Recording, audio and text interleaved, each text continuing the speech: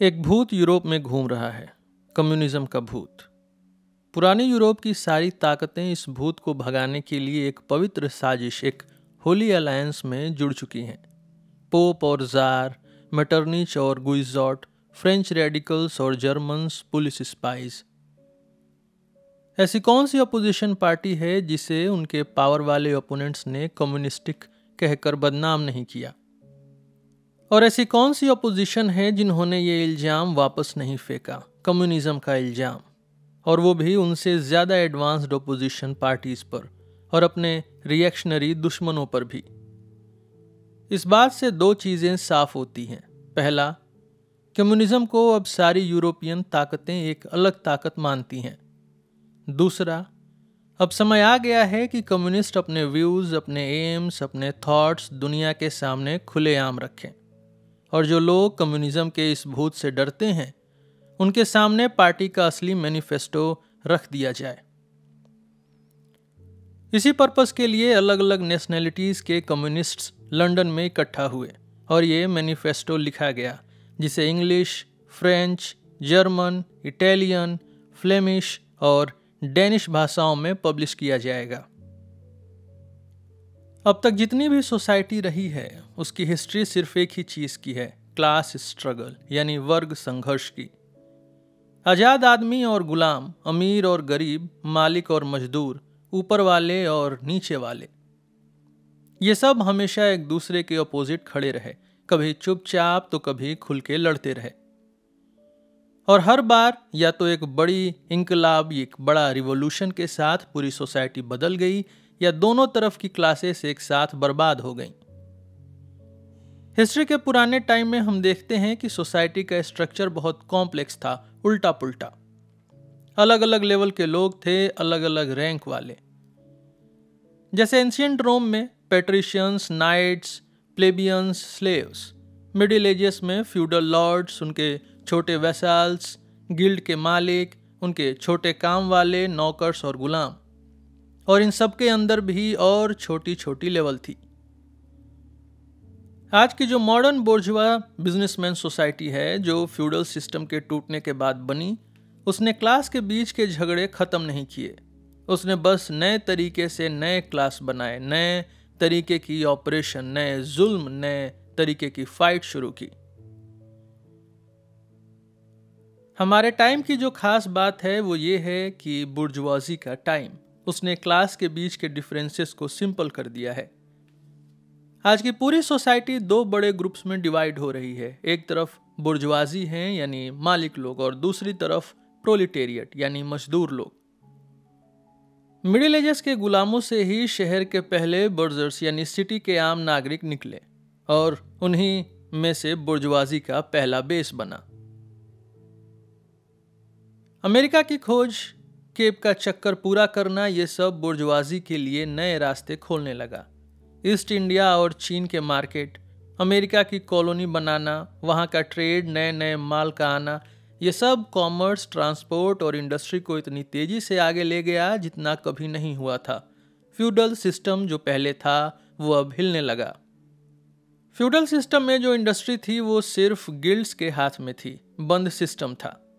वो नए मार्केट्स की डिमांड को पूरा नहीं कर पा रहा था। तब मैन्युफैक्चरिंग सिस्टम आया, गिल्ड के मालिक साइड में हो गए और नए मैन्युफैक्चरिंग मिडिल क्लास ने उनकी जगह ले ली। पहले हर एक काम अलग गिल्ड करता था, अब एक ही वर्कशॉप में सब काम होने लगा। मार्केट्स बढ़ती गई, डिमांड बढ़ती गई, मैन्युफैक्चरिंग भी कभी नहीं थी। फिर आई स्टीम और मशीन्स, जो मैन्युफैक्चरिंग चल रही थी उसकी जगह ले ली मॉडर्न इंडस्ट्री ने, और मिडिल क्लास की जगह ले ली इंडस्ट्रियल मिलेनियर्स ने, जो अब पूरे इंडस्ट्रियल आर्मी के लीडर बन गए। मॉडर्न इंडस्ट्री ने एक ग्लोबल मार्केट बना दिया, जिसका रास्ता अमेरिका की खोज ने खोला था। इस नए मार्केट ने कॉमर्स, ट्रांसपोर्ट और लैंड से कम्युनिकेशन को और बढ़ावा दिया। ये सब फिर इंडस्ट्री को और बूस्ट देते गए। जितनी इंडस्ट्री, ट्रेड, शिप्स, रेलवेज बढ़े, बुर्जुआजी भी उतना ही स्ट्रांग होता गया, और पुरानी सब क्लास जो मिडिल एजेस से चल रही थी उन्हें पीछे छोड़ दिया। तो हम ये क्लियरली देखते हैं कि मॉडर्न बुर्जुआजी भी एक लंबे डेवलपमेंट की प्रोडक्ट है। ये एक पूरी चेन है रिवॉल्यूशंस की, प्रोडक्शन और एक्सचेंज के तरीकों में। बुर्जुआजी के हर ग्रोथ स्टेप के साथ उसका पॉलिटिकल पावर भी बढ़ता गया। पहले ये फ्यूडल राजाओं के नीचे दबा हुआ था, फिर मिडिवल टाइम में ये एक आर्म्ड और अपना खुद का छोटा ग्रुप बना, कम्यून। कभी इटली और जर्मनी में अर्बन रिपब्लिक बन गया, कभी फ्रांस में किंग के अंडर टैक्सेबल थर्ड स्टेट बन गया। मैन्युफैक्चरिंग के टाइम में ये या तो सेमी फ्यूडल किंग के काम आया या एब्सोल्यूट किंग के, और फाइनली जब मॉडर्न इंडस्ट्री और ग्लोबल मार्केट बना तब बुर्जुआजी ने अपने लिए पूरा पॉलिटिकल पावर ले लिया। आज का जो मॉडर्न स्टेट है, उसकी जो गवर्नमेंट है, वो बस एक कमिटी है जो पूरे बुर्जुआजी के कॉमन काम को मैनेज करता है। बुर्जुआजी ने हिस्ट्री में सबसे ज्यादा रिवोल्यूशनरी रोल प्ले किया है। जहां जहां बुर्जुआजी ने पावर लिया, वहां उसने फ्यूडल, पैट्रियार्कल और सपनों जैसी रिलेशनशिप्स का द एंड कर दिया। उसने बिना दया के उन फ्यूडल रिश्तों को तोड़ दिया जो आदमी को उसके नेचुरल सुपीरियर्स यानी जन्म से ऊपर वालों से बांधता था।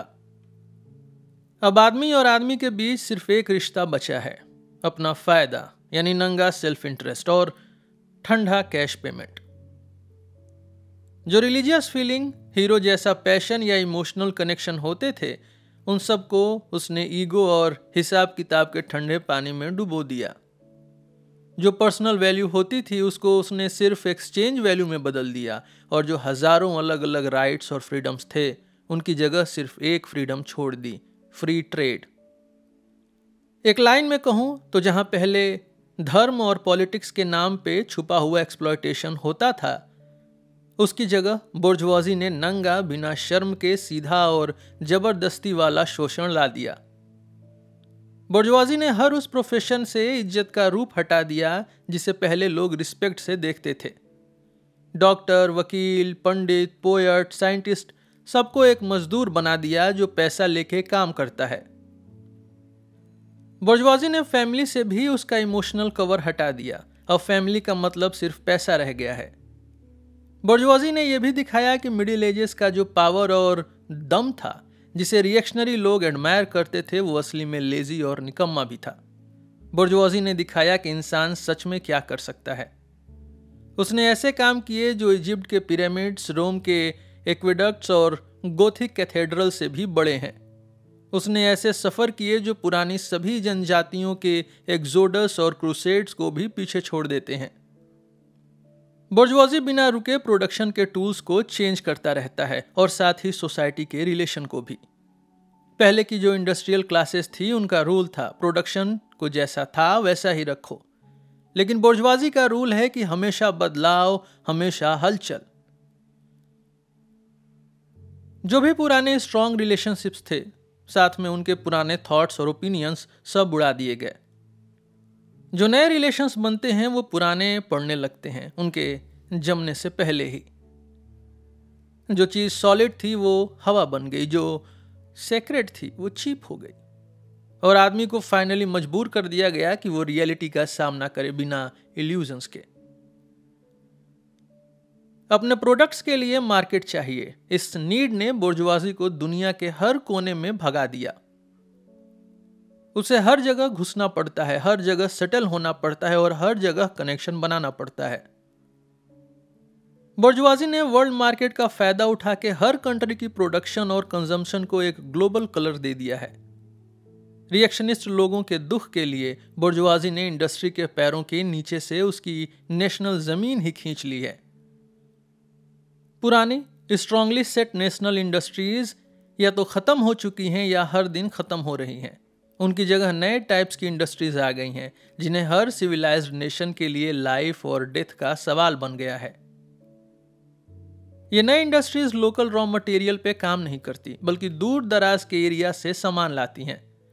उनका माल सिर्फ अपने कंट्री में नहीं बल्कि दुनिया के हर कोने में यूज होता है। पहले जो पुरानी ज़रूरतें थी जो लोकल प्रोडक्शन से पूरी होती थी, उनकी जगह अब नए नीड्स आ गई हैं, जिन्हें पूरा करने के लिए दूसरी कंट्रीज का माल चाहिए। पहले जो हर कंट्री का लोकल और नेशनल आइसोलेशन था, अब उसकी जगह आ गया है ग्लोबल कनेक्शन। सब कंट्रीज एक दूसरे पे डिपेंडेंट हो गई हैं, और ये सिर्फ सामान तक नहीं, आइडियाज तक भी है। जो आइडियाज एक कंट्री में बनते हैं वो सबकी प्रॉपर्टी बन जाते हैं। नेशनल नैरो माइंडेडनेस और एक तरफा सोच अब मुश्किल होती जा रही है।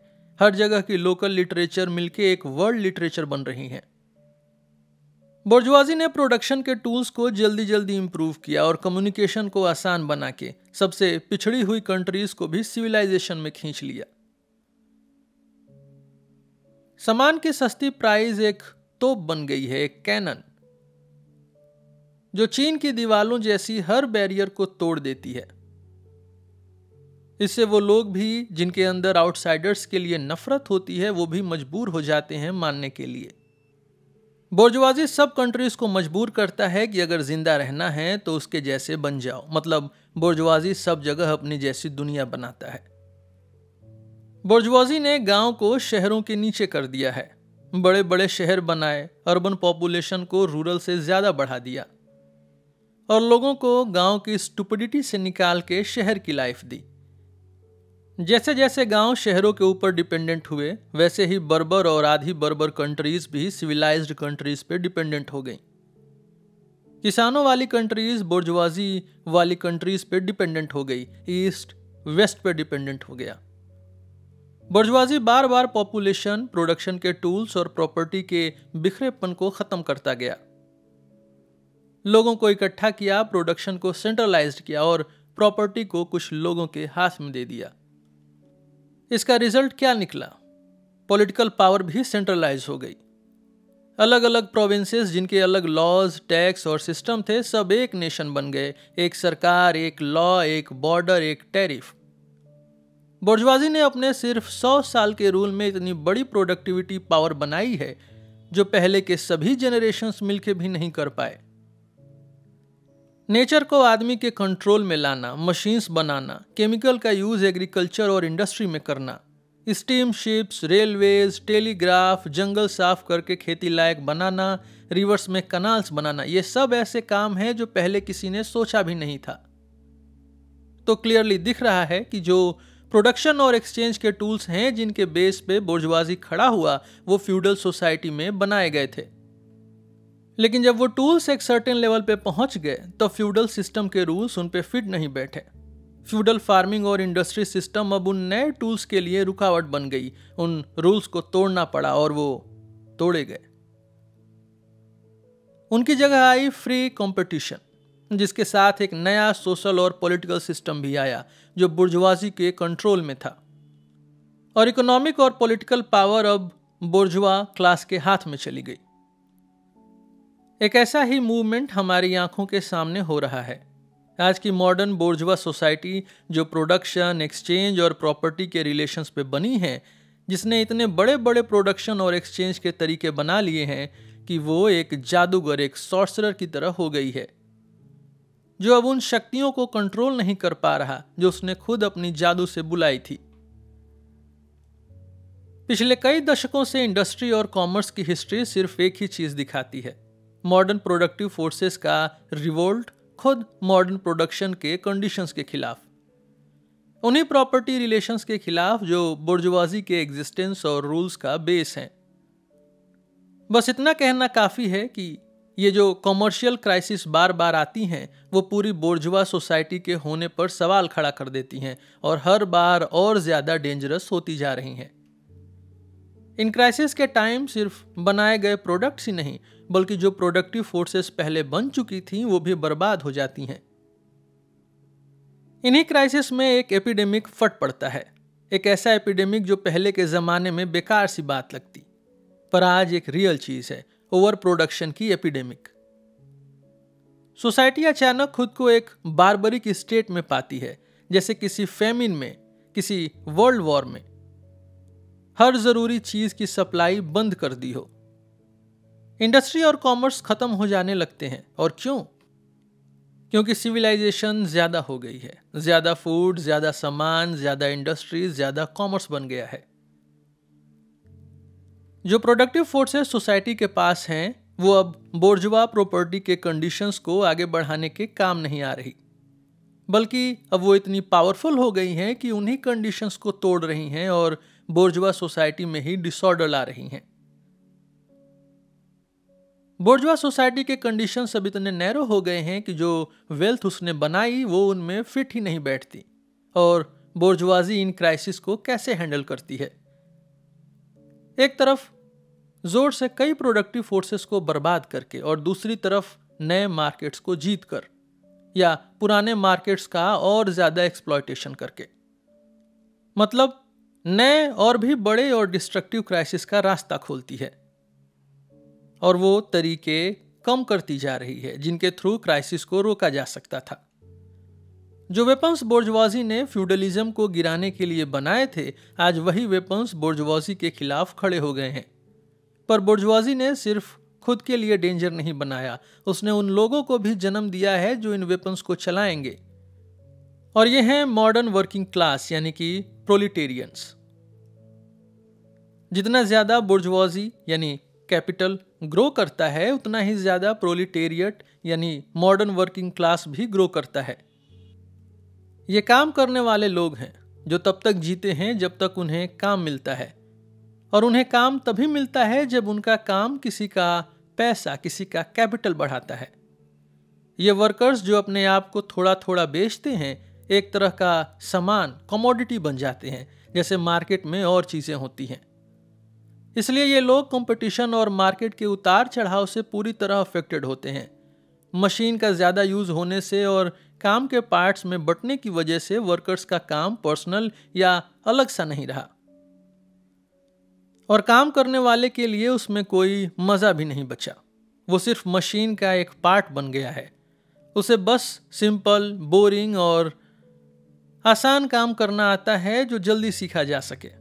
इसलिए एक काम करने वाले को बनाने का खर्च बस उतना ही होता है जितना उसके जीने और फैमिली को चलाने के लिए जरूरी है। और किसी भी चीज का प्राइस इंक्लूडिंग काम यानी लेबर उसके बनाने के कॉस्ट के बराबर होता है। तो जितना ज्यादा काम बोरिंग और थकाने वाला हो जाता है, उतना ही उसकी सैलरी कम हो जाती है। और जब मशीन और काम का बंटवारा और बढ़ाती है तो काम की तकलीफ भी उतनी ही बढ़ती है, चाहे वो लंबी वर्किंग आवर्स की वजह से हो या थोड़े टाइम में ज्यादा काम निकलवाने की वजह से हो या मशीन के स्पीड बढ़ाने की वजह से हो। मॉडर्न इंडस्ट्री ने छोटी छोटी वर्कशॉप्स को बदल दिया है बड़े बड़े फैक्ट्रीज में जो इंडस्ट्रियल कैपिटलिस्ट के कंट्रोल में होती हैं। वहां कई वर्कर्स एक साथ होते हैं, बिल्कुल आर्मी की तरह ऑर्गेनाइज किए जाते हैं। वो सब काम करते हैं जैसे आर्मी के सोल्जर्स, और उनके ऊपर होता है एक ऑफिसर सर्जन टाइप हायरार्की का कंट्रोल। ये सिर्फ बोर्जवा क्लास के स्लेव नहीं होते, ये बोर्जवा स्टेट के भी स्लेव होते हैं। ये रोज हर घंटे स्लेव बन जाते हैं, मशीन के, सुपरवाइजर के और सबसे ज्यादा उस बोर्जवा मालिक के। और जितना ज्यादा वो पैसा कमाना अपना मेन गोल ओपनली बोलता है, उतना ही ज्यादा वो छोटी सोच का घिनौना और जख्म देने वाला लगता है। जितना मैनुअल काम में स्किल और पावर कम लगती है, यानी जितनी ज्यादा मॉडर्न इंडस्ट्री ग्रो करती है, उतना ही ज्यादा आदमियों का काम औरतों के काम से रिप्लेस हो जाता है। अब एज और जेंडर का फर्क भी काम करने वालों में मैटर नहीं करता। सब सिर्फ एक काम करने वाले टूल बन गए हैं जिनकी वैल्यू उनके एज और जेंडर के हिसाब से डिसाइड होती है। जब फैक्ट्री ओनर अपने काम वाले को पैसा दे देता है तो उसके बाद दूसरे बोर्जवा लोग उस पर टूट पड़ते हैं, जैसे लैंडलॉर्ड, शॉपकीपर या पान शॉप वाले। मिडिल क्लास के नीचे के लोग जैसे छोटे शॉपकीपर्स, पुराने बिजनेस वाले, हैंडीक्राफ्ट बनाने वाले लोग और किसान, ये सब धीरे धीरे गिरते जा रहे हैं प्रोलेटेरिएट क्लास में, क्योंकि उनका छोटा कैपिटल मॉडर्न इंडस्ट्री के लेवल का नहीं होता और बड़े कैपिटलिस्ट के कंपटीशन में वो डूब जाते हैं। या तो उनका काम करने का तरीका आउटडेटेड हो जाता है और नए प्रोडक्शन मेथड से उनका स्किल बेकार हो जाता है। इस तरह हर क्लास के लोग धीरे धीरे प्रोलेटेरिएट बन जाते हैं। द प्रोलेटेरिएट अलग अलग डेवलपमेंट के स्टेजेस से गुजरता है। जैसे ही इसका जन्म होता है, इसका स्ट्रगल बोर्जवाजी के साथ शुरू हो जाता है। शुरुआत में यह फाइट एक एक वर्कर करता है, फिर एक फैक्ट्री के सारे काम करने वाले मिलकर लड़ते हैं, फिर एक ट्रेड के वर्कर्स एक ही जगह के, उन बोर्जुआ के अगेंस्ट लड़ते हैं जो डायरेक्टली उनका फायदा उठाता है। इस वक्त ये वर्कर्स बोर्जुआ प्रोडक्शन सिस्टम के अगेंस्ट नहीं लड़ते, बल्कि प्रोडक्शन के टूल्स के खिलाफ लड़ते हैं। वो इंपोर्टेड माल तोड़ देते हैं जो उनके काम से कम्पीट करता है। मशीनें तोड़ते हैं, फैक्ट्रीज को आग लगा देते हैं और फोर्स से उस पुराने मिडिल एजेस वाले वर्कर का स्टेटस वापस लाना चाहते हैं। इस स्टेज पे वर्कर्स एक यूनाइटेड फोर्स नहीं होते, वो अलग अलग जगहों पे बिखरे हुए होते हैं और एक दूसरे से कम्पीट करते रहते हैं। अगर कहीं वो एक साथ इकट्ठा होते हैं तो वो उनकी अपनी यूनिटी की वजह से नहीं होता, बल्कि बोर्जवाजी की यूनिटी की वजह से होता है। क्योंकि बोर्जवाजी को अपने पॉलिटिकल गोल्स के लिए पूरा प्रोलिटेरिएट को हिलाना पड़ता है और अभी तक वो ऐसा करने में काबिल होते हैं।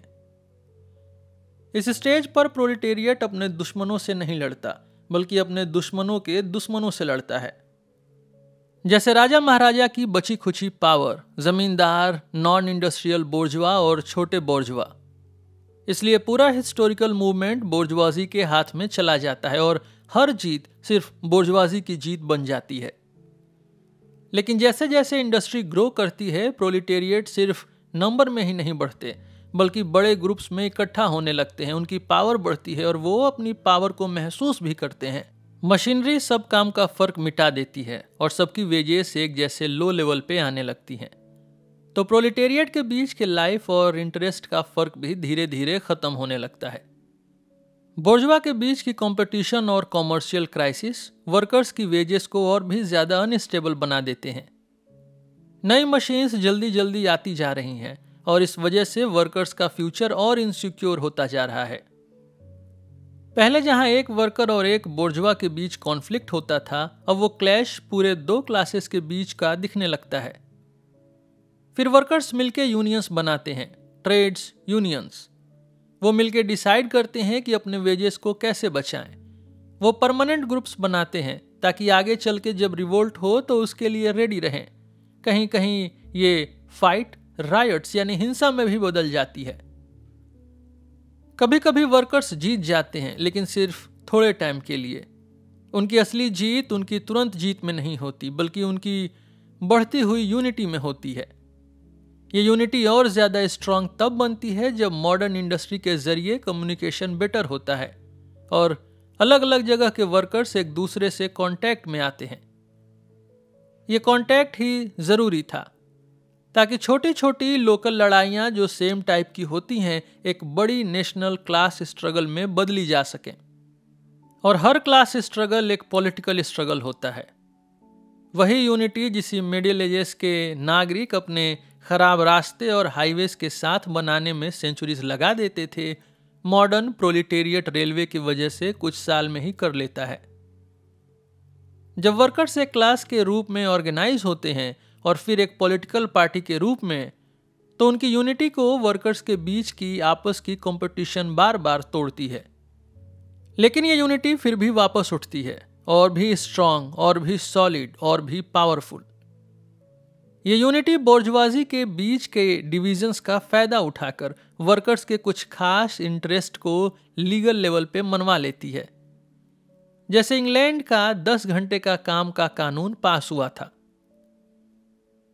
पूरी पुरानी सोसाइटी के अंदर क्लासेस के बीच के कॉन्फ्लिक्ट्स कई तरीकों से प्रोलिटेरिएट के डेवलपमेंट को आगे बढ़ाते हैं।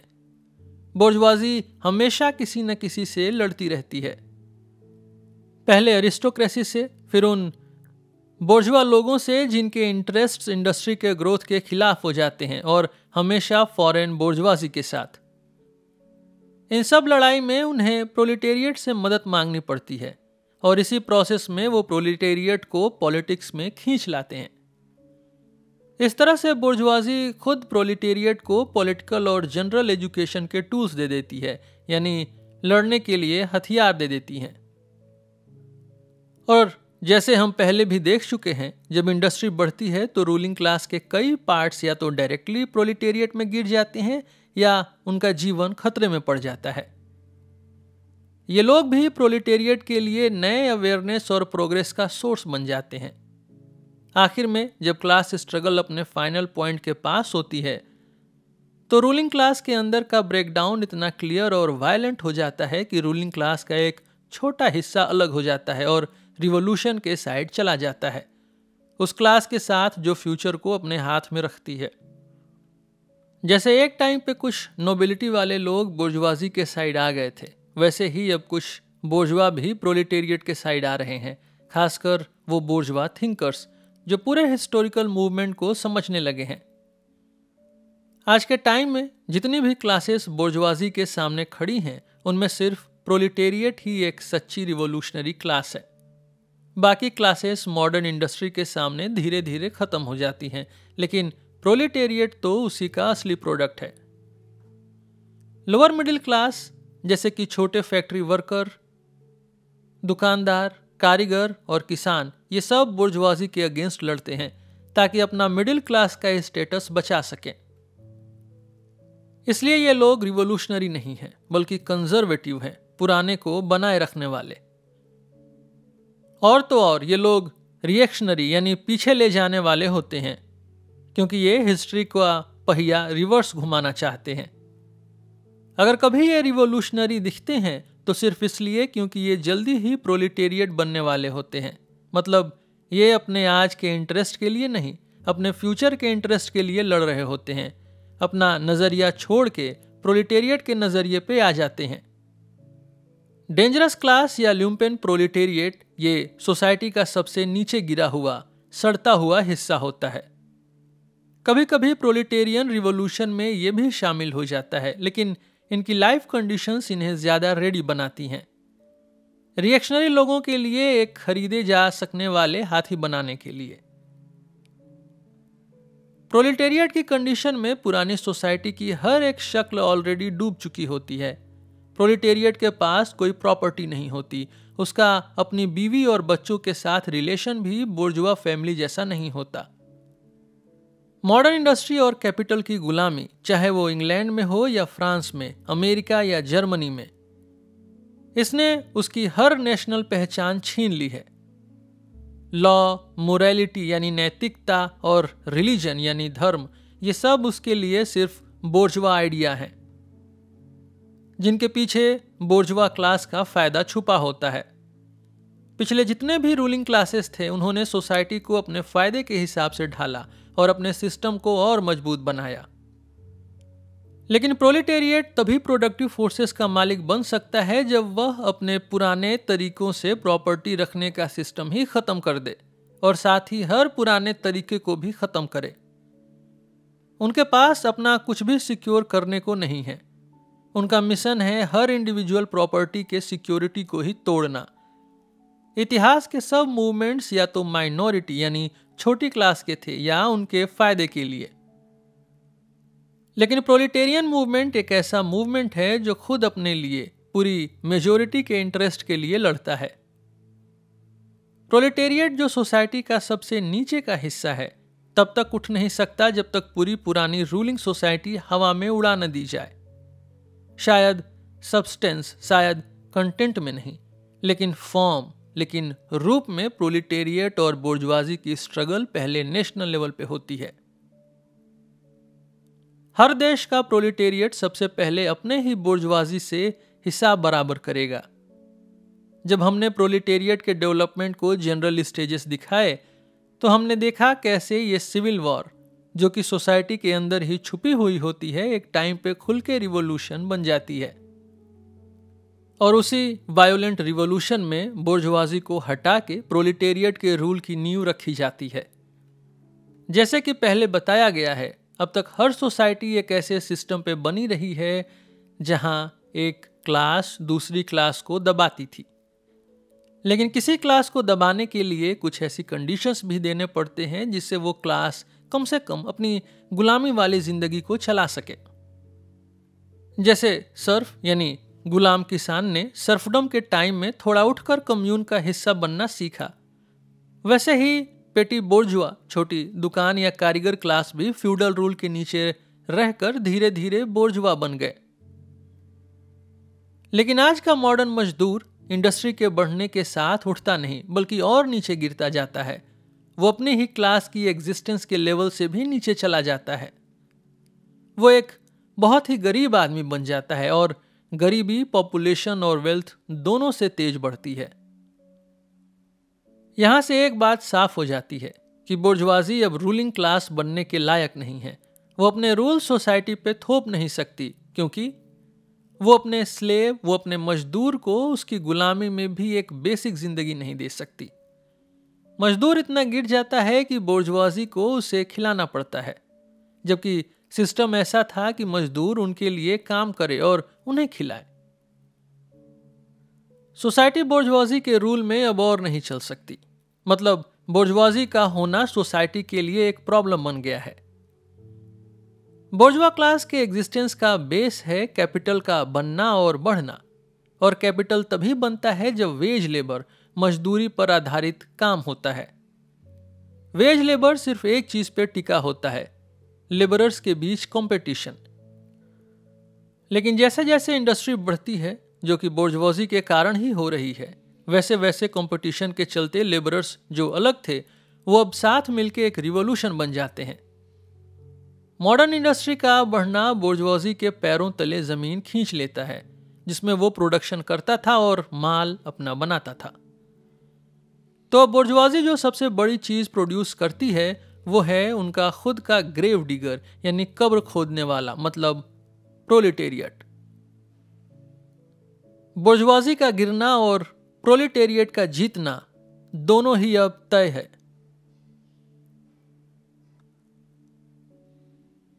कम्युनिस्ट्स का पूरा प्रोलेटेरिएट यानी मजदूर क्लास के साथ क्या रिलेशन है? कम्युनिस्ट कोई अलग पार्टी नहीं है जो दूसरे वर्किंग क्लास ग्रुप्स के अगेंस्ट हो। उनका खुद का कोई अलग इंटरेस्ट नहीं होता जो पूरे प्रोलेटेरिएट के इंटरेस्ट से अलग हो। वो अपने कोई अलग सिद्धांत, कोई प्रिंसिपल्स नहीं बनाते जिनसे वो प्रोलेटेरियन मूवमेंट को अपने हिसाब से घुमाए या मूर्ख बनाए। कम्युनिस्ट सिर्फ एक चीज में अलग दिखते हैं दूसरी वर्किंग क्लास पार्टी से। पहला, जब अलग अलग कंट्रीज के मजदूर अपनी नेशनल स्ट्रगल लड़ते हैं तो कम्युनिस्ट उन सभी स्ट्रगल्स के बीच एक कॉमन इंटरेस्ट देखते हैं, पूरी दुनिया के प्रोलेटेरिएट का एक साथ भला, नेशनैलिटी से ऊपर उठकर। और दूसरा, जब वर्किंग क्लास और बुर्जुआजी के बीच स्ट्रगल अलग अलग स्टेजेस से गुजरती है तो कम्युनिस्ट हमेशा मूवमेंट के ओवरऑल इंटरेस्ट को ही रिप्रेजेंट करते हैं। इसीलिए कम्युनिस्ट दो तरीके से अलग होते हैं। प्रैक्टिकल लेवल पे वो हर कंट्री के वर्किंग क्लास का सबसे आगे बढ़ने वाला, सबसे डिटरमिन्ड हिस्सा होते हैं जो बाकी सबको पुश करता है। और थियरी में उन्हें मूवमेंट का रास्ता, उनके कंडीशंस और उनके फाइनल रिजल्ट्स की क्लियर अंडरस्टैंडिंग होती है। कम्युनिस्ट का तुरंत गोल भी वही है जो बाकी प्रोलेटेरियन पार्टीज का है, मजदूरों को एक क्लास बनाना, बोर्जुआ यानी अमीर रूलिंग क्लास की पावर गिराना और पॉलिटिकल पावर को प्रोलेटेरिएट के हाथ में लाना। कम्युनिस्ट के थियरीज किसी ऐसे रिफॉर्मर के बनाए गए नए आइडियाज या रूल्स पे बेस्ड नहीं है जो सोचता हो कि उसने कुछ नया खोज लिया। ये थियरी सिंपल तरीके से वही चीजें बताती हैं जो ऑलरेडी दुनिया में हो रही हैं, जो क्लास स्ट्रगल से निकलती हैं, जो हिस्ट्री के प्रोसेस से आ रही हैं, जो हम अपनी आंखों से देख रहे हैं। प्रॉपर्टी रिलेशंस का खत्म करना कम्युनिज्म का स्पेशल पॉइंट नहीं है। हिस्ट्री में हर वक्त प्रॉपर्टी रिलेशंस बदले हैं जब टाइम के कंडीशंस बदले हैं। जैसे फ्रेंच रिवॉल्यूशन में फ्यूडल प्रॉपर्टी को हटा के बोर्जुआ प्रॉपर्टी ले आए। कम्युनिज्म का फर्क बस ये है कि वो प्रॉपर्टी का खात्मा नहीं चाहता, वो सिर्फ बोर्जुआ प्राइवेट प्रॉपर्टी का खात्मा चाहता है। और ये मॉडर्न बोर्जुआ प्राइवेट प्रॉपर्टी क्या है? ये सिस्टम है जो प्रोडक्ट्स को प्रोड्यूस करने और लूटने के ऊपर बना है, जहां थोड़े लोग ज्यादा लोगों का एक्सप्लॉयटेशन करते हैं। इस सेंस में कम्युनिज्म की थियरी एक ही लाइन में समझाई जा सकती है, प्राइवेट प्रॉपर्टी को खत्म करो। हम कम्युनिस्ट्स पे ये इल्जाम लगाया गया है कि हम ऐसे प्रॉपर्टी के राइट को खत्म करना चाहते हैं जो किसी आदमी ने अपने काम में कमाई हो और जिसे लोग पर्सनल फ्रीडम, मेहनत और इंडिपेंडेंस का बेस मानते हैं। मेहनत से कमाई हुई, अपने दम पे बनाई गई प्रॉपर्टी। क्या आप छोटे कारीगर या छोटे किसान वाली प्रॉपर्टी की बात कर रहे हैं? जो बोर्जुआ यानी पैसों वाली प्रॉपर्टी से पहले आई थी। उसे खत्म करने की जरूरत ही नहीं है। इंडस्ट्री का विकास उसे काफी हद तक पहले ही खत्म कर चुका है और रोज खत्म कर रहा है। या आप मॉडर्न बोर्जुआ प्राइवेट प्रॉपर्टी की बात कर रहे हैं। लेकिन क्या वेज लेबर यानी मजदूरी काम करने वालों को कोई प्रॉपर्टी देती है? बिल्कुल भी नहीं। ये सिर्फ कैपिटल बनाता है। ऐसी प्रॉपर्टी जो मजदूरी का फायदा उठाती है और सिर्फ तभी बदलती है, तभी बढ़ती है जब नए मजदूर मिलें जिनको फिर से एक्सप्लॉइट किया जा सके। आज की प्रॉपर्टी कैपिटल और वेज लेबर के बीच के क्लैश पे बनी है। आइए दोनों साइड को समझते हैं। कैपिटलिस्ट बनना मतलब सिर्फ पर्सनल नहीं, बल्कि प्रोडक्शन में एक सोशल स्टेटस भी पाना। कैपिटल एक मिलजुल के बनाया हुआ चीज है और यह सिर्फ तभी चल सकता है जब सोसाइटी के कई लोग मिलके काम करें और आखिर में जब पूरी सोसाइटी का एक्शन साथ हो। इसलिए कैपिटल सिर्फ पर्सनल पावर नहीं, ये एक सोशल पावर है। तो जब कैपिटल को कॉमन प्रॉपर्टी बना दिया जाता है, यानी सब लोगों की मिलके प्रॉपर्टी, तो इसका मतलब ये नहीं होता कि पर्सनल प्रॉपर्टी सोशल बन गई। सिर्फ उस प्रॉपर्टी का सोशल कैरेक्टर बदल जाता है, उसका क्लास कैरेक्टर खत्म हो जाता है। अब वेज लेबर को समझते हैं। वेज लेबर की एवरेज प्राइस होती है मिनिमम वेज, मतलब इतना ही पैसा या रिसोर्सेज कि आदमी सिर्फ जिंदा रह सके एक मजदूर के रूप में। तो जो भी एक मजदूर अपने काम से कमाता है वो बस उसके जिंदा रहने और दोबारा काम करने लायक बनाए रखता है। हम बिल्कुल भी ये नहीं चाहते कि आदमी अपनी मेहनत का फल ले ही ना। वो तो चाहिए जिंदा रहने के लिए, जीने के लिए। लेकिन हम उस तरीके को खत्म करना चाहते हैं जहां आदमी सिर्फ कैपिटल को बढ़ाने के लिए जिंदा रहता है और सिर्फ तभी जीने दिया जाता है जब रूलिंग क्लास को जरूरत हो। बोर्जुआ सोसाइटी में जिंदा काम सिर्फ इसलिए होता है ताकि पुरानी मेहनत जो पैसा बन चुकी है और बढ़ सके। कम्युनिस्ट सोसाइटी में पुरानी मेहनत सिर्फ इसलिए होती है ताकि जिंदा मजदूर का जीवन और बेहतर हो सके, उसका जीवन और रिच और मीनिंगफुल बन सके। बोर्जुआ सोसाइटी में पास्ट प्रेजेंट पे राज करता है, लेकिन कम्युनिस्ट सोसाइटी में प्रेजेंट पास्ट पे राज करता है। बोर्जुआ सोसाइटी में पैसा यानी कैपिटल फ्री है और उसकी अपनी वैल्यू है, लेकिन जिंदा आदमी डिपेंडेंट है और उसको कोई पर्सनल वैल्यू नहीं होती। और जब हम इस सिस्टम को खत्म करने की बात करते हैं तो बोर्जुआ लोग इसे इंडिविजुअलिटी और फ्रीडम खत्म करना कहते हैं। और हाँ, ये बात सही भी है। हम बोर्जुआ इंडिविजुअलिटी, बोर्जुआ इंडिपेंडेंस और बोर्जुआ फ्रीडम को खत्म करना ही चाहते हैं। आज के बोर्जुआ सिस्टम में फ्रीडम का मतलब होता है फ्री ट्रेड, फ्री खरीद बिक्री। लेकिन अगर खरीदना और बेचना ही बंद हो जाए तो फ्री खरीद बिक्री का भी कोई मतलब नहीं बचता।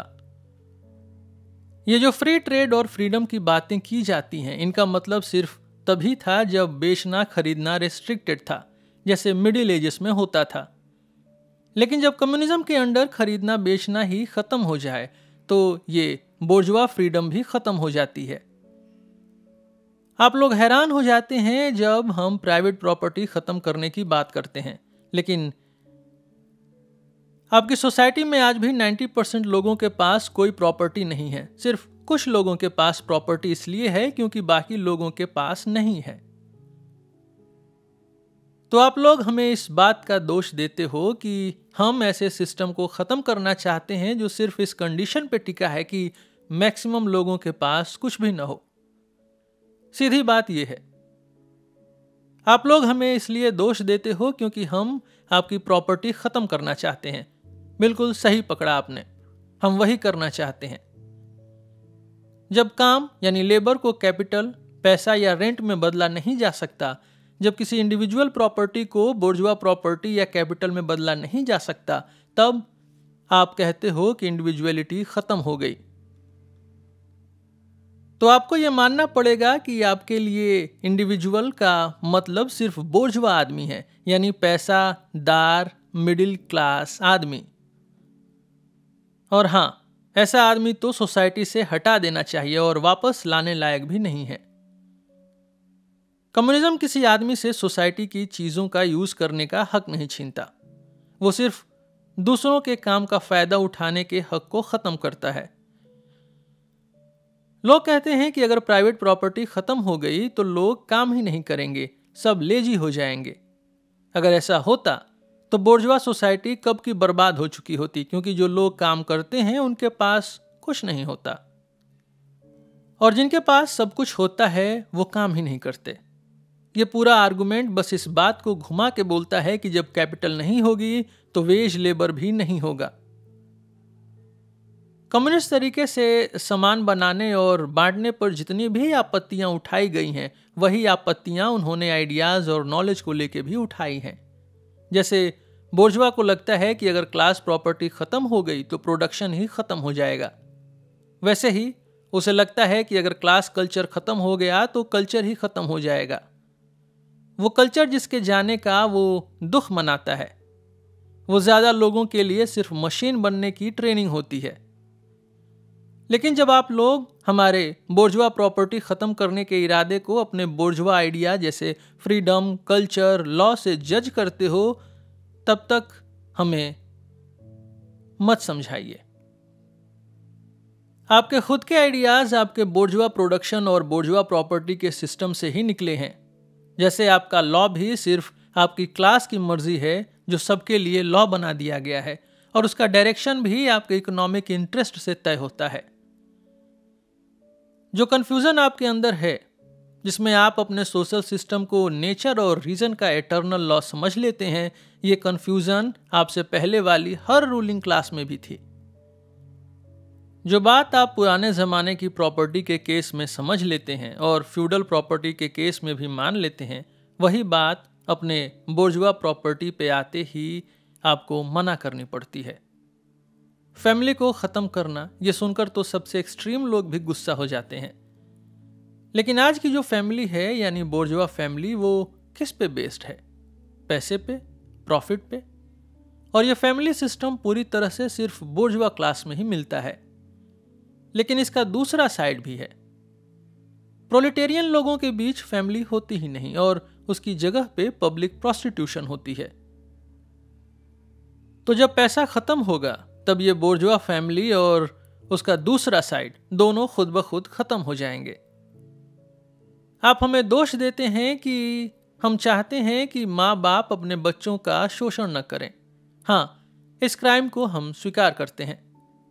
लेकिन आप कहते हैं कि हम घर की एजुकेशन हटा के सोशल एजुकेशन लेकर आते हैं, इससे सबसे सेक्रेड रिश्ता तोड़ देते हैं।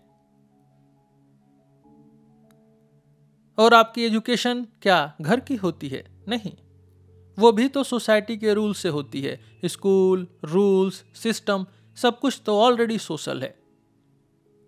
कम्युनिस्ट ने यह सोशल इंटरवेंशन इन्वेंट नहीं किया। हम तो सिर्फ इस इन्वेंशन का कंट्रोल रूलिंग क्लास के हाथ से निकालना चाहते हैं और एजुकेशन को उनके इफेक्ट से बचाना चाहते हैं। आप लोग जो फैमिली और एजुकेशन के रिश्ते पे इतना नाटक करते हैं, वो और ज्यादा घटिया लगता है जब मॉडर्न इंडस्ट्री की वजह से प्रोलेटेरियन फैमिलीज बिल्कुल टूट जाती हैं और उनके बच्चों को सिर्फ एक माल या लेबर मशीन बना दिया जाता है। और फिर आप बोर्जवा लोग चिल्लाते हो कि कम्युनिस्ट तो वुमेन को सबके लिए कॉमन बनाना चाहते हैं। बोर्जवा अपनी वाइफ को सिर्फ एक प्रोडक्शन का टूल समझता है। जब उसे पता चलता है कि प्रोडक्शन के टूल्स सबके साथ मिलके यूज किए जाएंगे तो उसका दिमाग तुरंत ये सोचता है कि औरतें भी सबके लिए कॉमन हो जाएंगी। उसे तो ये तक समझ नहीं आता कि असल में हम औरत को सिर्फ प्रोडक्शन का टूल बनाकर रखने वाले सिस्टम को ही खत्म करना चाहते हैं। बोर्जवा लोगों का ये गुस्सा और फेक शर्म सबसे ज्यादा हंसी छोड़ने वाली होती है जब वो कम्युनिस्ट पर इल्जाम लगाते हैं कि हम औरतों को ओपनली सबके साथ शेयर करने का सिस्टम बनाना चाहते हैं। कम्युनिस्ट को ऐसा कुछ नया लाने की जरूरत ही नहीं है, ये सब तो पहले से चलता आ रहा है। हमारे बोर्जवा लोग प्रोलेटेरियन आदमियों की बीवियों और बेटियों तक पर कब्जा कर लेते हैं। कॉमन प्रोस्टिट्यूट्स अलग।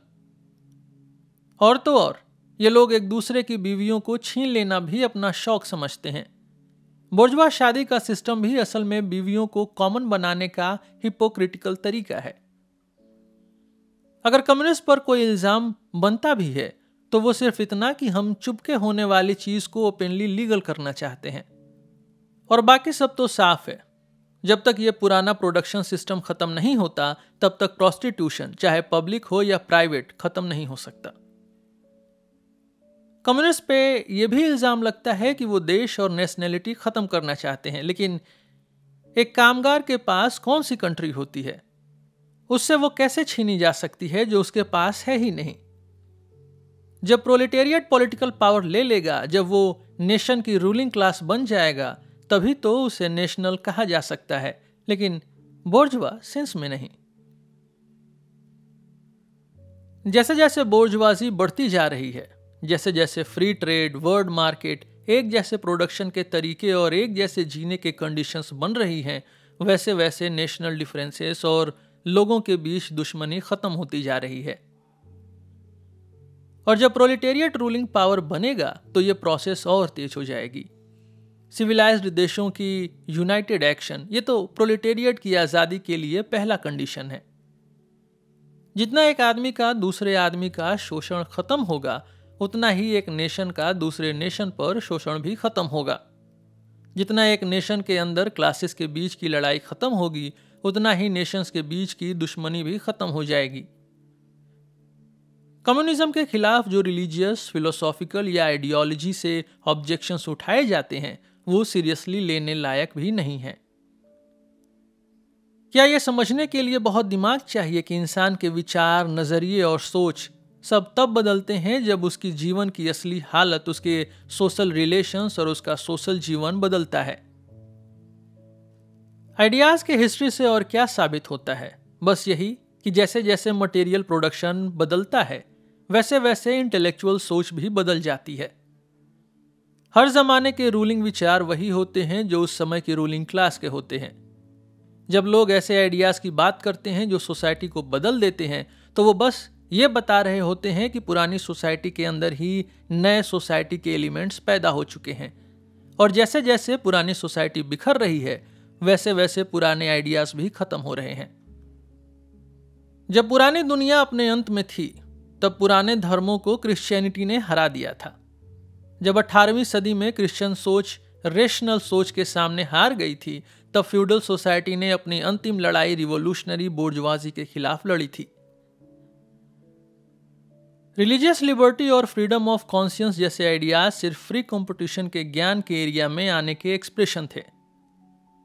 जरूर कहा जाएगा, हाँ, रिलीजियस, मोरल, फिलोसॉफिकल और लीगल आइडियाज हिस्ट्री के दौरान बदले हैं, लेकिन religion, morality, philosophy, political science और लॉ, इन सब ने इन बदलावों के बाद भी जिंदा रहना कंटिन्यू किया। कुछ हमेशा के सच, कुछ एटर्नल ट्रूथ्स जैसे कि फ्रीडम और जस्टिस हर सोसाइटी में कॉमन रहे हैं, लेकिन कम्युनिज्म इन एटर्नल ट्रूथ्स को ही खत्म कर देता है। यह रिलीजन और मोरालिटी को खत्म करता है और उनको नए बेस पे खड़ा करने की जगह उनका पूरा सिस्टम तोड़ देता है। इसीलिए ये पूरे हिस्टोरिकल एक्सपीरियंस के खिलाफ चलता है। पर असल में ये कोई इल्जाम है क्या? हिस्ट्री की जो पुरानी सोसाइटी है वो हमेशा क्लास के बीच टकराव से बनी है, और ये टकराव हर टाइम पे अलग अलग फॉर्म लेते गए हैं, लेकिन इनका एक चीज कॉमन रहा। सोसाइटी के एक हिस्से ने दूसरे हिस्से का शोषण यानी एक्सप्लॉयटेशन किया। इसीलिए पुरानी सोसाइटीज के आइडियाज भी एक जैसे ही घूमते रहे, चाहे कितनी भी वैरायटी दिखाई हो। वो एक फिक्स्ड सोच के सर्कल में ही थी, और ये आइडियाज तभी कंप्लीटली खत्म हो सकते हैं जब क्लासेस के बीच का ये टकराव पूरी तरह से खत्म हो जाए। कम्युनिस्ट रिवॉल्यूशन सबसे गहरा तोड़ है पुराने रिश्तों के साथ। इसलिए कोई सरप्राइज नहीं कि ये रिवॉल्यूशन पुराने आइडियाज के साथ भी सबसे गहरा तोड़ लेकर आता है। अब छोड़िए बोर्जुआ लोगों के ऑब्जेक्शंस को। हम ऊपर देख चुके हैं कि कामगार क्लास के रिवॉल्यूशन का पहला कदम है प्रोलेटेरिएट को रूलिंग क्लास बनाना और डेमोक्रेसी की लड़ाई जीतना। प्रोलेटेरिएट अपने पॉलिटिकल पावर का यूज करेगा ताकि धीरे धीरे पूरा कैपिटल बुर्जुआजी से छीन ले और सारे प्रोडक्शन के टूल्स स्टेट के हाथ में दे दे, यानी कि उसी प्रोलेटेरिएट के हाथ में जो अब रूलिंग क्लास बन चुका होगा और पूरे प्रोडक्शन को जितना हो सके उतना फास्ट ग्रो करेगा। शुरुआत में यह सब पॉसिबल नहीं होगा बिना प्रॉपर्टी राइट्स और बोर्जुआ प्रोडक्शन के सिस्टम पे जोर डाले। ऐसे स्टेप्स लाने पड़ेंगे जो शुरू में लग सकते हैं वीक या बेकार, लेकिन जैसे जैसे मूवमेंट आगे बढ़ेगा ये स्टेप्स पुराने सोशल सिस्टम्स को तोड़ने के लिए और भी बड़े कदम उठाएंगे। ये सब स्टेप्स जरूरी होंगे पूरा प्रोडक्शन सिस्टम बदलने के लिए। अलग अलग देशों में ये स्टेप्स अलग तरीके से होंगे, लेकिन जो कंट्रीज ऑलरेडी एडवांस्ड हैं उनके लिए मोस्टली ये स्टेप्स काम आएंगे। पहला, जमीन की प्राइवेट प्रॉपर्टी को खत्म करना और जमीन से आने वाले रेंट को पब्लिक यूज के लिए लगाना। दूसरा, ऐसा इनकम टैक्स लगाना जो ज्यादा कमाने वालों पे ज्यादा हो, जैसे जैसे इनकम बढ़े टैक्स भी बढ़े। तीसरा, इनहेरिटेंस का हक पूरी तरह खत्म करना। चौथा, जो लोग देश से भाग गए हैं या जो बागी हैं उनकी प्रॉपर्टी को जब्त करना। पांचवा, पूरा क्रेडिट सिस्टम स्टेट के कंट्रोल में लाना, एक नेशनल बैंक के थ्रू जिसमें स्टेट का पैसा हो और उसका पूरा कंट्रोल हो। छठा, सारे कम्युनिकेशन और ट्रांसपोर्ट सिस्टम को स्टेट के हाथ में देना। सातवां, जो फैक्ट्रीज और प्रोडक्शन के टूल्स स्टेट के पास हैं उनको बढ़ाना, बैरन लैंड यानी बेजान जमीन को काबिल बनाना और फार्मिंग को एक प्लान के तहत इंप्रूव करना। आठवां, हर आदमी के लिए काम करना जरूरी बनाना, इंडस्ट्रियल आर्मीज बनानी, खासकर एग्रीकल्चर के लिए। नौवां, एग्रीकल्चर और मैन्युफैक्चरिंग इंडस्ट्रीज को मिला देना, शहर और गांव के बीच जो डिफरेंस है उसको धीरे धीरे खत्म करना और पॉपुलेशन को देश भर में बराबर बांटना। 10वां, सभी बच्चों के लिए फ्री पब्लिक स्कूल एजुकेशन, बच्चों से फैक्ट्री में काम लेने जैसा अब होता है उसको खत्म करना, एजुकेशन और इंडस्ट्री का कनेक्शन बनाना। जब डेवलपमेंट के प्रोसेस में क्लासेस खत्म हो जाएंगी और प्रोडक्शन पूरा देश के एक बड़े ग्रुप के हाथ में आएगा तो पब्लिक पावर अपना पॉलिटिकल रूप खो देगा। पॉलिटिकल पावर असल में क्या होता है? एक क्लास का ऑर्गेनाइज्ड सिस्टम दूसरी क्लास को दबाने के लिए। अगर प्रोलेटेरिएट अपने स्ट्रगल के दौरान बोर्जवाजी के अगेंस्ट एक क्लास बनकर खड़ा होता है और रिवॉल्यूशन के थ्रू खुद रूलिंग क्लास बन जाता है और पुराने प्रोडक्टिव सिस्टम को तोड़ देता है, तो उसके साथ ही सारे क्लास डिफरेंसेस भी खत्म हो जाते हैं और इस तरह प्रोलेटेरिएट का रूलिंग क्लास होना भी खत्म हो जाता है। पुरानी बोर्जुआ सोसाइटी जिसमें क्लासेस और क्लास के बीच टकराव था, उसकी जगह आएगी एक नई सोसाइटी जिसमें हर एक व्यक्ति का आज़ादी से विकास सबके आज़ादी से विकास की शर्त बन जाएगा। अब समाजवादी और कम्युनिस्ट साहित्य की बात करता हूं। इसमें पहले रिएक्शनरी सोशलिज्म, इसका पहला हिस्सा फ्यूडल सोशलिज्म। अपने हिस्टोरिकल पोजीशन की वजह से फ्रांस और इंग्लैंड के एरिस्टोक्रेट्स का काम बन गया कि वो मॉडर्न बोर्जुआ समाज के खिलाफ छोटी छोटी किताबें लिखें। फ्रांस की जुलाई 1830 की क्रांति और इंग्लैंड के रिफॉर्म मूवमेंट में ये एरिस्टोक्रेट्स लोग एक बार फिर नए और नफरत के लायक उठे जैसे लोगों के सामने हार गए। अब पॉलिटिकल स्ट्रगल का सवाल ही नहीं बचा था, सिर्फ लिखने का जरिया बचा था। लेकिन लिखने के एरिया में भी वो पुराने टाइम के स्लोगन्स काम के नहीं रहे। लोगों का सपोर्ट पाने के लिए उन एरिस्टोक्रेट्स लोगों को अपने स्वार्थ भूलकर बोर्जुआ के खिलाफ अपना इल्जाम मजदूर क्लास के हित में रखना पड़ा। इस तरह उन्होंने अपने नए मालिक के खिलाफ मजाक भरे गीत लिखे और उसके कान में भविष्य के तूफानों की धीमी धमकियां दी। ऐसे बना फ्यूडल सोशलिज्म, आधा रोना आधा मजाक, आधा पुराने वक्त का इको, आधा भविष्य का डर। कभी कभी अपने तीखे, स्मार्ट और चुभने वाले शब्दों से बोर्जुआ के दिल तक छेद देना, लेकिन हमेशा एक मजाक बन जाता क्योंकि उनमें मॉडर्न हिस्ट्री को समझने की बिल्कुल भी समझ नहीं होती। लोगों को अपने साथ मिलाने के लिए एरिस्टोक्रेट्स लोग मजदूरों की भीख की झोली को अपना झंडा बनाकर लहराने लगे। लेकिन लोग जब भी उनके साथ जुड़े, उनको पीछे से उनका पुराना एरिस्टोक्रेट्स कोट ऑफ आर्म्स यानी शाही निशान दिखा और वो जोर जोर से हंसी मारते हुए उनका साथ छोड़ गए। फ्रांस के कुछ लेजिटिमिस्ट और यंग इंग्लैंड ग्रुप ने यही नाटक दिखाया।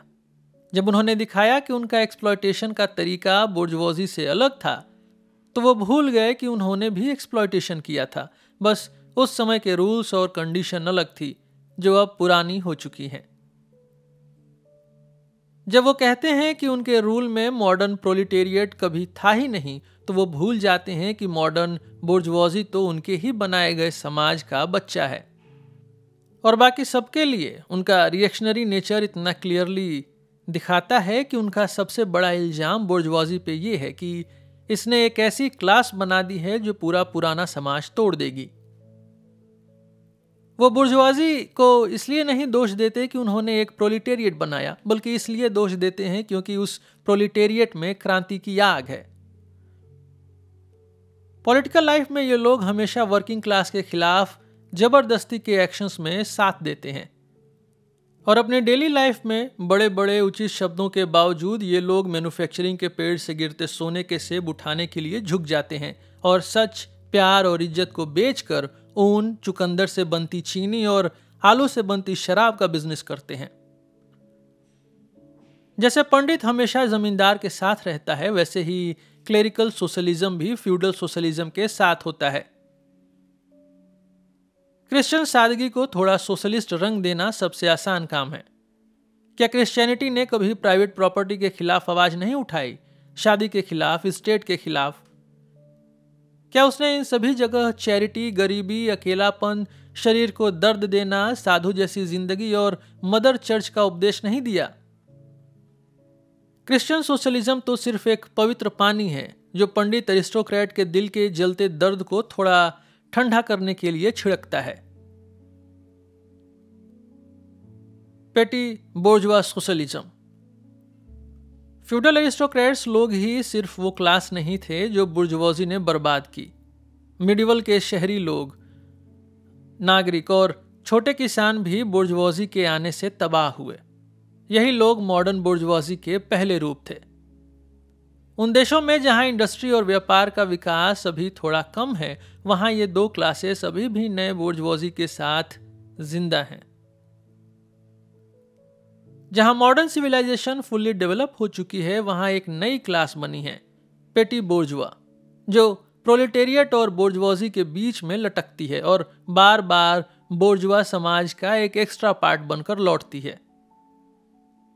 लेकिन इस क्लास के एक एक व्यक्ति को कंपटीशन की वजह से बार बार नीचे प्रोलेटेरिएट में ढकेल दिया जाता है। जैसे जैसे मॉडर्न इंडस्ट्री आगे बढ़ती है, ये लोग देखते हैं कि एक दिन उनका पूरा वजूद ही खत्म हो जाएगा और उनकी जगह लेने वाले होंगे फैक्ट्रीज में सुपरवाइजर्स, खेती में चौकीदार और व्यापार में दुकान के नौकर। फ्रांस जैसे देशों में जहां किसान आधी से ज्यादा आबादी में हैं, वहां ये ऑब्वियस था कि जो लिखने वाले प्रोलेटेरिएट के पक्ष में हैं, वो अपनी बोर्जुआ सिस्टम की आलोचना में किसान और पेटी बोर्जुआ के नजरिए से देखेंगे और इन बीच की क्लासेस के नजरिए से ही वो वर्किंग क्लास का साथ देंगे। इस तरह पेटी बोर्जुआ सोशलिज्म का जन्म हुआ। सिस्मोंडिस स्कूल का लीडर था, सिर्फ फ्रांस में ही नहीं, इंग्लैंड में भी। इस सोशलिज्म के स्कूल ने मॉडर्न प्रोडक्शन के कंडीशंस में छिपे कॉन्ट्रडिक्शंस को बहुत तीखे तरीके से समझाया। इसने इकोनॉमिस्ट के दिखावे भरे जस्टिफिकेशन को बिल्कुल नंगा कर दिया। इसने बिना किसी शक के ये साबित किया कि मशीन और काम के बंटवारे का असर तबाही लाने वाला है। इसने ये भी दिखाया कि कैसे पैसा और जमीन कुछ हाथों में जमा हो जाती है, कैसे ओवर प्रोडक्शन और क्राइसिस होती है। इसने पेटी बोर्जुआ और किसानों की टूटी फूटी हालत, मजदूरों की हालत, प्रोडक्शन की अफरा तफरी, दौलत के बंटवारे में बड़े फर्क और देशों के बीच चल रही मैन्युफैक्चरिंग वॉर्स को सामने रखा। इसने यह भी दिखाया कि कैसे पुरानी मोरल वैल्यूज, पुराने पारिवारिक रिश्तों और पुराने राष्ट्रों का बिखरना हो रहा है।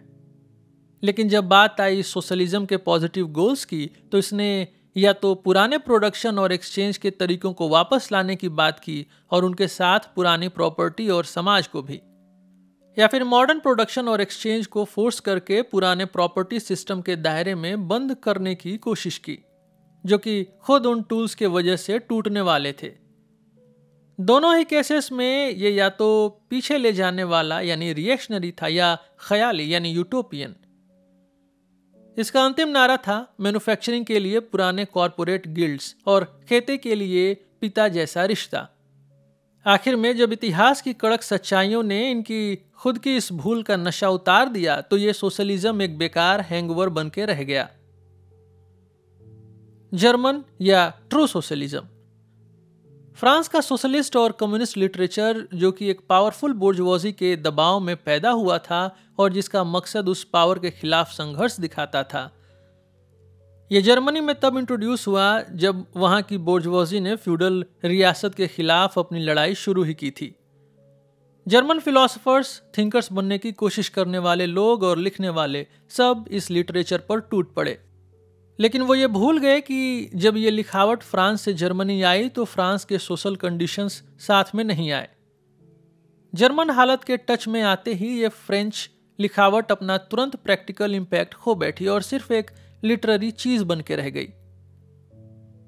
जैसे 18th सेंचुरी के जर्मन थिंकर्स के लिए पहली फ्रेंच रिवॉल्यूशन के डिमांड्स सिर्फ प्रैक्टिकल रीजन के डिमांड्स थे और उनके लिए फ्रेंच बोर्जवाजी के रिवॉल्यूशनरी इरादों का मतलब था प्योर विल, जैसे कि वो ह्यूमन विल का असली रूप हो। जर्मन लिखने वालों का काम सिर्फ इतना था कि वो नए फ्रेंच आइडियाज को अपने पुराने फिलोसॉफिकल दिमाग के साथ मिला दें, या ये कहें कि उन्होंने फ्रेंच आइडियाज को अपना तो लिया लेकिन अपने सोच के नजरिए से पीछे नहीं हटे। ये अपनाने का काम बिल्कुल वैसा ही था जैसे कोई दूसरी भाषा सीखी जाती है, सिर्फ ट्रांसलेशन के जरिए। जैसे सबको पता है कि कैसे मॉन्क्स ने पुराने रिलीजियस सेंस की बेकार कहानियां लिख दी थी उन पुराने पर्चियों पर जहां पहले की एंशिएंट क्लासिकल लिखावट होती थी, वैसे ही जर्मन लिखने वालों ने इस प्रोसेस को उल्टा कर दिया फ्रेंच लिखावट के साथ। उन्होंने फ्रेंच लिखावट के नीचे अपना फिलोसॉफिकल बकवास लिख दिया। जैसे फ्रेंच में जब पैसों के इकोनॉमिक्स रूल कोई क्रिटिसिज्म लिखी तो जर्मन्स ने नीचे लिखा मानवता का एलिनेशन, और इसके उलट जर्मन्स ने अपने यहाँ लिखा डिथ्रोनमेंट। ये सब फिलोसॉफिकल लाइंस को फ्रेंच ऐतिहासिक लिखावट के पीछे चिपका के उन्होंने इसका नाम दे दिया एक्शन की फिलॉसफी, सच्चा socialism, German science of socialism, socialism की फिलोसॉफिकल फाउंडेशन और पता नहीं क्या क्या। इस प्रोसेस में फ्रेंच सोशलिस्ट और कम्युनिस्ट लिटरेचर का पूरा दम निकाल दिया गया, और जब ये लिखावट जर्मन के हाथों में एक क्लास के दूसरे क्लास से स्ट्रगल को दिखाना बंद कर दिया, तब जर्मन लिखने वालों को लगा कि उन्होंने फ्रेंच एक तरफा सोच को पार कर लिया है और अब वो सच्चे जरूरत नहीं बल्कि ट्रुथ के जरूरत को दिखाते हैं। मजदूर क्लास के इंटरेस्ट नहीं बल्कि इंसानियत के इंटरेस्ट, एक ऐसे मानव के जो किसी क्लास से नहीं है, जिसका कोई असली वजूद नहीं है, जो सिर्फ फिलोसॉफिकल फैंटेसी के धुंध में रहता है। ये जर्मन सोशलिज्म जो स्कूल के बच्चों की तरह सीरियस बन गया था और अपने बेकार माल को बाजार में जैसे जादूगर बेचता है वैसे बेच रहा था, धीरे धीरे अपनी सीधी साधी इनोसेंस खो बैठा। जर्मनी में खासकर पर्सिया के बोर्जवा लोगों की फ्यूडल्स और राजा महाराजा के खिलाफ लड़ाई, मतलब जो लिबरल मूवमेंट था, वो और भी सीरियस हो गया। यहीं से ट्रू सोशलिज्म को एक मौका मिल गया कि पॉलिटिकल मूवमेंट के सामने अपने सोशलिस्ट डिमांड्स लाके खड़ा हो जाए। उन्होंने लिबरलिज्म, चुनावी सरकार, बोर्जवा कंपटीशन, प्रेस की फ्रीडम, बोर्जवा कानून, लिबर्टी और इक्वेलिटी, इन सब के खिलाफ अपना पूरा पुराना श्राप बरसा दिया और लोगों को ये बोलने लगे कि तुम्हें बोर्जवा मूवमेंट से कुछ मिलेगा नहीं, सब कुछ खोना पड़ेगा। जर्मन सोशलिज्म ये भूल गया एकदम सही वक्त पे कि जिसका ये बेकार कॉपी बन गया था वो फ्रेंच क्रिटिसिज्म मॉडर्न बोर्जवा समाज के वजूद को मान के चलता था। और उसके इकोनॉमिक कंडीशंस और पॉलिटिकल सिस्टम जिसके लिए जर्मनी में तब संघर्ष हो रहा था, उनको वो पूरा इग्नोर कर दिया। एब्सोल्यूट सरकारों के लिए, जो पंडितों, प्रोफेसर्स, जमींदारों और अफसरों से घिरी होती थी, ये एक परफेक्ट डरावना खिलौना बन गया था जो बुर्जुआजी के खिलाफ इस्तेमाल किया जा सके।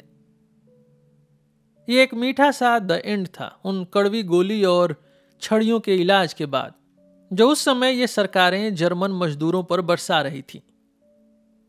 जब ये सच्चा सोशलिज्म सरकार के हाथ में बुर्जुआजी के खिलाफ एक हथियार बन गया, तभी ये सीधा साधा एक रिएक्शनरी यानी पुरानी सोच वाले इंटरेस्ट भी दिखाने लगा, जर्मन छोटी सोच वाले लोगों का इंटरेस्ट।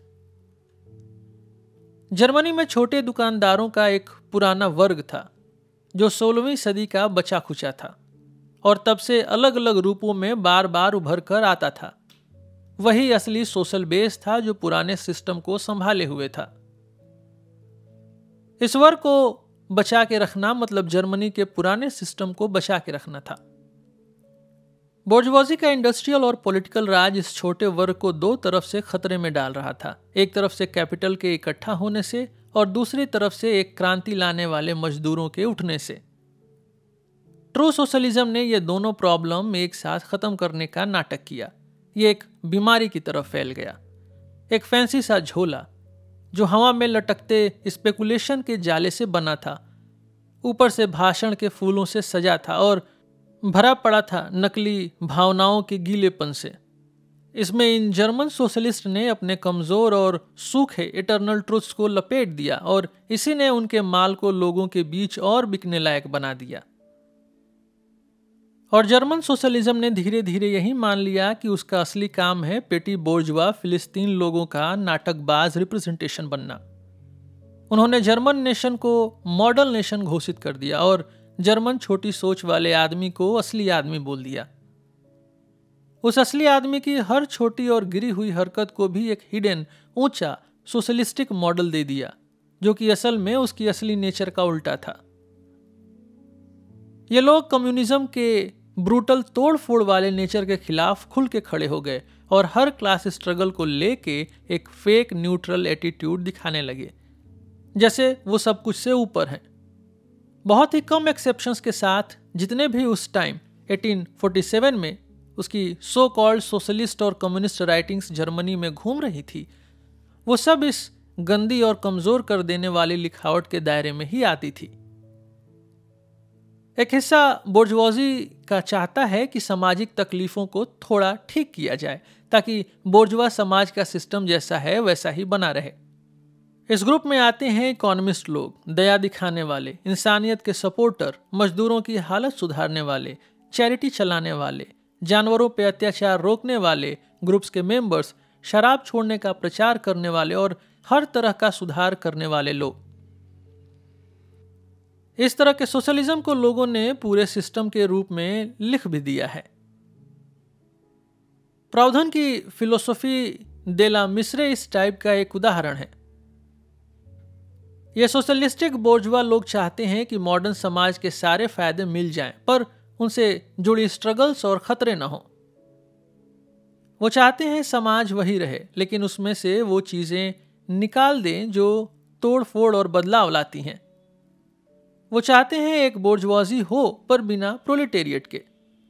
बोर्जुआजी नेचुरली यही सोचेगी कि जहां वो राज कर रही है वही दुनिया बेस्ट है, और बोर्जुआ सोशलिज्म इसी सोच को और कंफर्टेबल बना के अलग अलग सिस्टम बनाता है। जब ये लोग प्रोलेटेरिएट से कहते हैं कि तुम इस सिस्टम को पूरा करो और सीधा एक नए सोशल हेवन में चले जाओ, तो असल में वो यही चाहते हैं कि मजदूर इसी पुराने समाज में बने रहें। और जो बुर्जुआजी के खिलाफ जो गुस्सा है, सोच और नफरत है, उसे छोड़ दे। एक दूसरे टाइप का बुर्जुआजी सोशलिज्म जो ज्यादा प्रैक्टिकल था पर उतना ऑर्गेनाइज्ड नहीं, मजदूरों को दिखाने की कोशिश करता था कि कोई भी पॉलिटिकल बदलाव उनके लिए फायदे का नहीं है।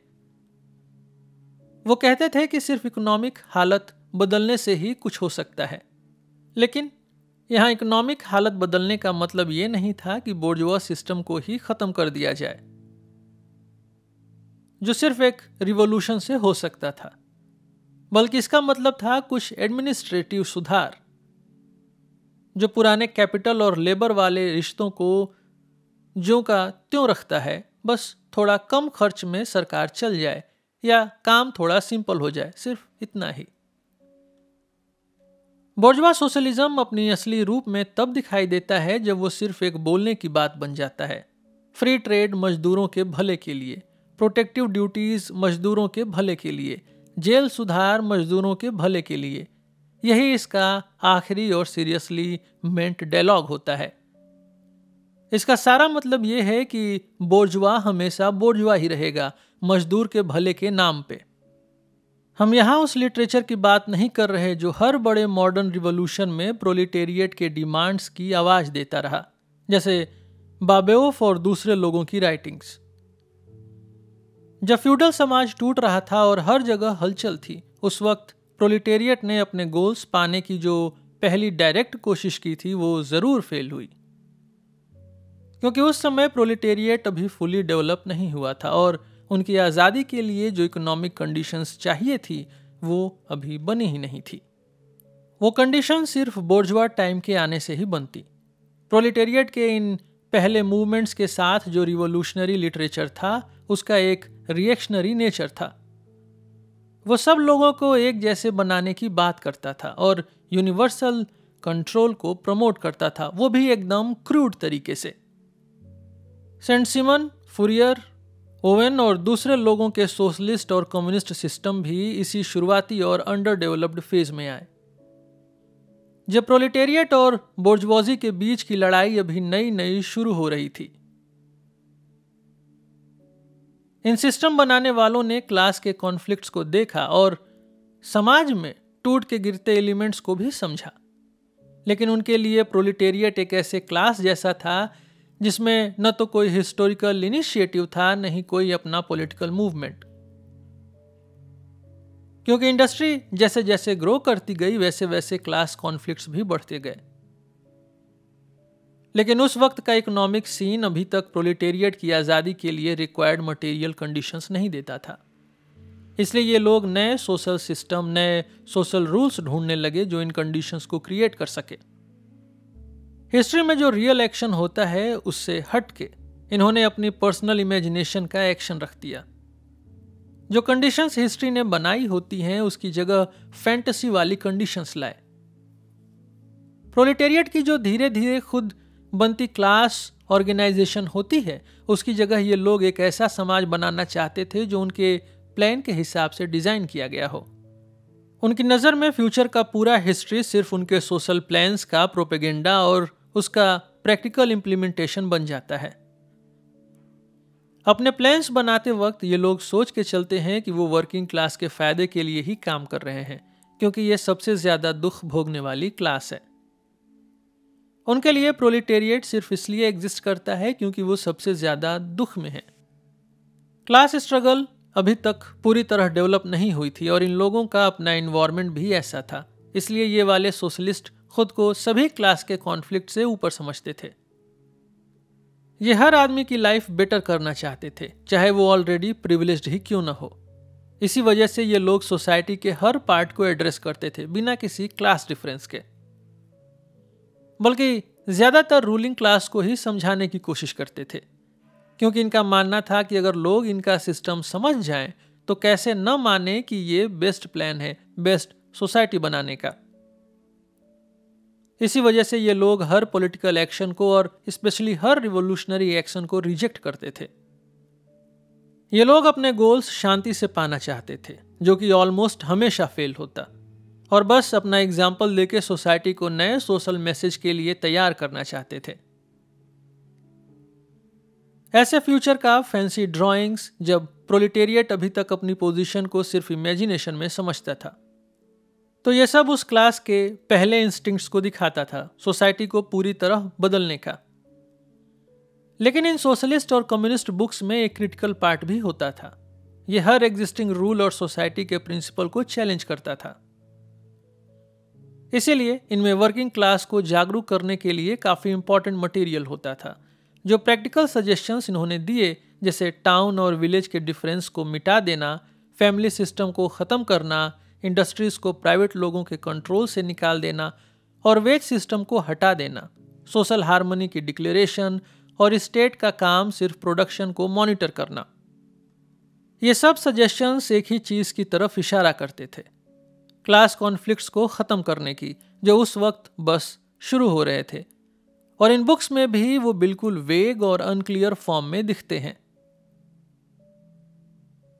इसलिए ये सारे आइडियाज सिर्फ एक यूटोपियन यानी काल्पनिक नेचर के होते थे। क्रिटिकल यूटोपियन सोशलिज्म और कम्युनिज्म का मतलब हिस्टोरिकल डेवलपमेंट के उल्टे प्रपोर्शन में होता है। जैसे जैसे मॉडर्न क्लास स्ट्रगल ग्रो करता है और क्लियर शेप लेता है, वैसे वैसे ये फैंसी आइडियाज जो स्ट्रगल से अलग खड़े होते हैं और उस पर ड्रीमी तरीके से अटैक करते हैं, उनका कोई प्रैक्टिकल मतलब नहीं बचा, न ही कोई थ्योरेटिकल रीजन। इसलिए चाहे इन सिस्टम्स के फाउंडर्स कुछ हद तक रिवोल्यूशनरी थे, उनके फॉलोअर्स हमेशा रिएक्शनरी ग्रुप बन गए। वो अपने मास्टर्स के ओल्ड व्यूज को पकड़ के बैठे रहे, जबकि प्रोलेटेरिएट का हिस्टोरिकल डेवलपमेंट आगे बढ़ रहा था। इस वजह से ये लोग कोशिश करते हैं क्लास स्ट्रगल को कमजोर करने की और दोनों क्लासेस के बीच सुलह करने की। अभी भी ये लोग अपने यूटोपियन ड्रीम्स में जीते हैं, छोटी छोटी जगह फेलेंस्ट्रीज बनाने का सपना देखते हैं, होम कॉलोनीज बनाने का प्लान सोचते हैं, या कोई लिटिल इकेरिया जैसे बेस खोलने का आइडिया, मतलब नए स्वर्ग का छोटा एडिशन। और इन सब हवा में बने महल को सच करने के लिए ये लोग बुर्जुआ लोगों के इमोशंस और पैसा दोनों पे डिपेंडेंट होते हैं। धीरे धीरे ये लोग भी वही बन जाते हैं जो कंजर्वेटिव या रिएक्शनरी सोशलिस्ट होते हैं। फर्क सिर्फ इतना होता है कि ये थोड़ा ज्यादा बुकिश और सिस्टम फॉलोइंग होते हैं और अपने सोशल साइंस के मैजिक जैसा इफेक्ट पर अंधविश्वास करते हैं।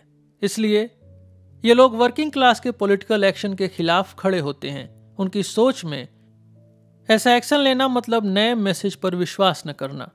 इंग्लैंड के ओवेनाइट्स और फ्रांस के फोरेरिस्ट्स अपने अपने देश के चार्टिस्ट और रिफॉर्मिस्ट के अगेंस्ट जाते हैं। कम्युनिस्ट तुरंत के गोल्स के लिए फाइट करते हैं, वर्किंग क्लास के इस वक्त के फायदे के लिए काम करते हैं, लेकिन साथ ही आज के मूवमेंट के फ्यूचर का भी ध्यान रखते हैं।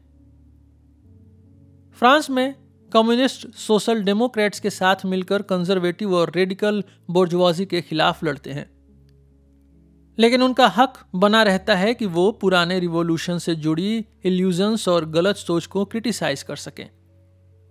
स्विट्जरलैंड में वो रेडिकल्स को सपोर्ट करते हैं, लेकिन ये नहीं बोलते कि उस पार्टी के अंदर ही अपोजिंग एलिमेंट्स है। कुछ फ्रेंच स्टाइल डेमोक्रेटिक सोशलिस्ट और कुछ रेडिकल बोर्जुआ। पोलैंड में वो उस पार्टी के साथ हैं जो नेशनल फ्रीडम के लिए सबसे जरूरी चीज मांगती है, लैंड का रिवॉल्यूशन। वही पार्टी जिसने 1846 का क्रेको अपराइजिंग खड़ा किया था। जर्मनी में वो बोर्जवाजी के साथ मिलकर लड़ते हैं जब वो मोनार्की, जमींदार लोग और छोटी बोर्जवाजी के खिलाफ रिवॉल्यूशनरी स्टेप्स लेती है। लेकिन एक पल के लिए भी कम्युनिस्ट ये भूलते नहीं कि बोर्जवाजी और प्रोलेटेरिएट के बीच दुश्मनी है, और वो वर्किंग क्लास को बार बार ये समझाते हैं ताकि जब बोर्जवाजी जर्मनी में पावर में आए तो उन्हीं के बनाए नए सोशल और पॉलिटिकल सिस्टम को वर्किंग क्लास उनके खिलाफ वेपन की तरह यूज करे। और ऐसे ही पुरानी रिएक्शनरी क्लासेस गिरती हैं, बोर्जवाजी के खिलाफ असली लड़ाई तुरंत शुरू हो जाए। कम्युनिस्ट अपना ध्यान जर्मनी पे इसलिए ज्यादा रखते हैं क्योंकि वहां बोर्जुआ रिवॉल्यूशन होने वाला है, जो यूरोप के ज्यादा डेवलप्ड समाज और ज्यादा स्ट्रांग प्रोलेटेरिएट के बीच होगा, ज्यादा मैच्योर कंडीशन में, इंग्लैंड के 17th सेंचुरी या फ्रांस के 18th सेंचुरी से भी आगे। और जर्मनी के बोर्जुआ रिवॉल्यूशन के तुरंत बाद एक प्रोलेटेरियन रिवॉल्यूशन का इंट्रो होगा। आसान शब्दों में, कम्युनिस्ट हर जगह उन मूवमेंट्स का सपोर्ट करते हैं जो अभी के सोशल और पॉलिटिकल सिस्टम के खिलाफ हैं। हर मूवमेंट में वो एक चीज को सामने ले आते हैं, प्रॉपर्टी का सवाल, चाहे उस वक्त वो सवाल कितना भी बेसिक क्यों ना हो। और आखिर में वो हर कंट्री के डेमोक्रेटिक पार्टीज को जोड़ने और उनमें यूनिटी बनाने के लिए काम करते हैं। कम्युनिस्ट अपने व्यूज और गोल्स छुपाते नहीं हैं। वो खुले शब्दों में कहते हैं कि उनके एम्स सिर्फ तभी पूरे होंगे जब पुराने सोशल सिस्टम्स को जबरदस्ती गिराया जाएगा। रूलिंग क्लास को एक कम्युनिस्टिक रिवॉल्यूशन से डरना चाहिए। प्रोलेटेरिएट के पास खोने के लिए कुछ भी नहीं है। खोने के लिए है तो सिर्फ उनकी अपनी जंजीरें, और जीतने के लिए ये पूरी दुनिया। Working man of all countries unite.